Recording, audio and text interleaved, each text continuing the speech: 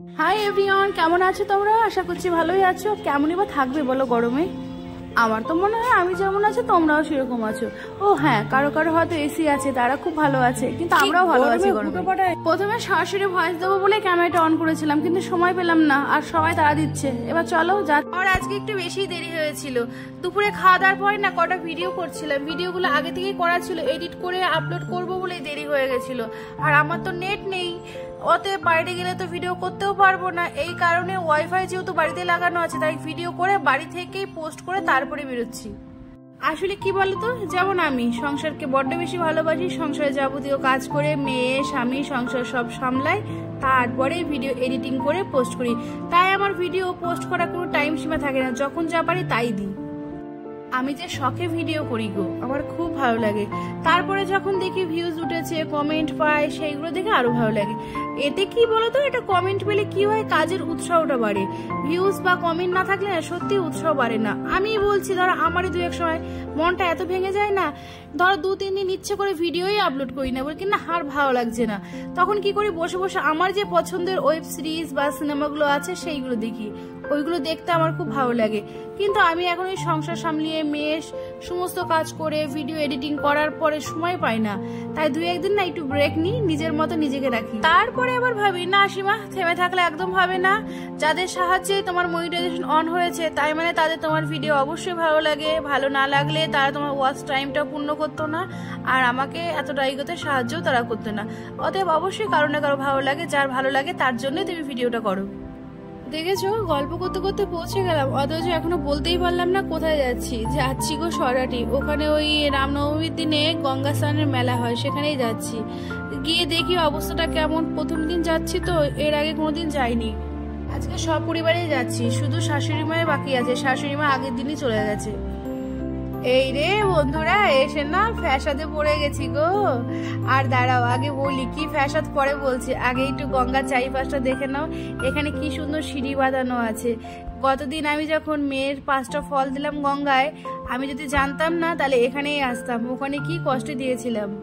একটু আগেই বললাম না এসে ফ্যাসাদে পড়েছি। হ্যাঁ গো, কি ফ্যাসাদ গো, বিশাল লজ্জার ব্যাপার। এসে দেখছি ফাঁকা মেলায় এসেছি, এসে দেখছি মেলা পুরো শেষ, মানে আগের দিনই মেলা হয়ে গেছে, সব খোলাও হয়ে গেছে। এখানে একটা মা গঙ্গার মন্দির আছে, চলো সেই মন্দিরটাই তোমাদের একটু দেখাচ্ছি। আর এই দেখো, এটা পাথরের মূর্তি, বেশ সুন্দর লাগছে। আর আমার সোনায় তো মন খারাপ হয়ে গেছে। মেলায় কি ঘুরবে কি খাবে, এসে দেখছে মেলা শেষ, শুধু আছে আইসক্রিম, চায়ের দোকান আর একটু ঘুগনি। আর এখানে খুব সুন্দর একটা শিবলিঙ্গ আছে, এখানেই সব স্নান করে তো শিবের মাথায় জল ঢালে। তারপর আর কি করব, ফাঁকা মেলা ভাঙা মেলা, ঘুরে ঘুরে যা আছে তাই দেখছি। সামনে একটা মন্দির, তারপরে একটু হাঁটতে হাঁটতে এগিয়ে গেলাম। এগিয়ে গিয়ে দেখছি একটা আশ্রম মতন। আমরা আরেকটু এগেলাম, এগিয়ে গিয়ে দেখি হ্যাঁ, ওখানে হরিচাঁদ গুরুচাঁদের মন্দির। আর এই মন্দিরটা দেখে মনে হচ্ছিল অনেক দিনের না, হয়তো নতুন কাজ হয়েছে। আশ্রম থেকে বেরিয়েই দেখছি সোনার আইসক্রিম কেনা কমপ্লিট। ইস, আগে জানলে আমিও কিনতাম। এই আমাদের মতো পাবলিক 5-6টা ছিল, বুঝলে। আমরা একদম একা ছিলাম না, ভিড় ছিল না, তার ক্যামেরা করা হয়নি, মনটাও ভেঙে গেছে। বনশ্রী তো একটু আগে আইসক্রিম নিল ওর কাকার কাছে, আইসক্রিম খাচ্ছে। আর আমার এই পরিস্থিতি দেখে আমার কোনো কিছু খেতেই ইচ্ছে করছে না। আর এখন দাঁড়িয়ে পিঙ্কি আর আমি কি একটা বিষয় নিয়ে আলোচনা করছিলাম, আমি না ভুলে গেছি, সেটা বলতে পারলাম না, কি যেন মনে পড়েছিল। আর তোমাদের দাদা বারবার বলছিল কি গল্প করছে, চলো বেরিয়ে চলো। সামনে যাওয়ার সময় আলাইপুরের ওখান থেকে মোমো আছে, মোমোর স্টল আছে, ওখান থেকে মোমো খেয়ে বাড়ি যাবো। তারপরে আমি বললাম দাঁড়াও, এসেছি যখন কিছু তো একটা খাবো। তারপরে আমি বললাম যাও তাহলে একটু ঘটি গরম নিয়ে আসো। আর ওর কাকাইকে দেখলাম ঘুগনি খাচ্ছে, ওখানে আবার গেলাম, ওখান থেকে 1 প্লেট ঘুগনি আনলাম। ঘুগনিটা দেখে আমার খুব একটা জুৎসই লাগলো না।